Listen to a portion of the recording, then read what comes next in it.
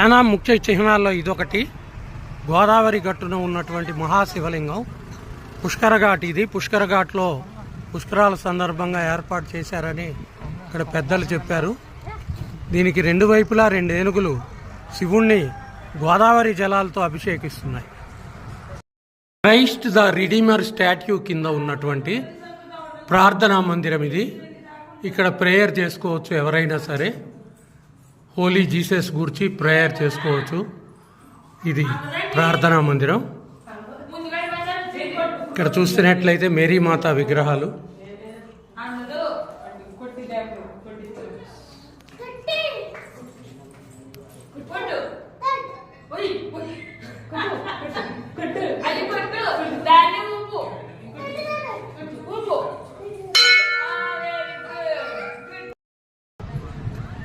కేంద్రపాలిత ప్రాంతంలో భాగమైన యానాం గోదావరి బీచ్. దీని పేరు రాజీవ్ గాంధీ పేరు పెట్టారు. రాజీవ్ గాంధీ బీచ్ అని దీనికి ప్రసిద్ధి. ఇక్కడ చూసినట్లయితే విశాలమైన గోదావరి, అందులో దూసుకుపోతున్న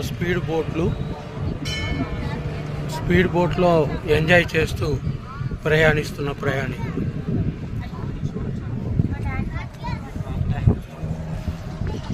ఇక్కడ విశాలమైన జీసస్ విగ్రహం, బ్రెజిల్ దేశంలోని విగ్రహం లాగా ఈ విగ్రహాన్ని నిలబెట్టారు.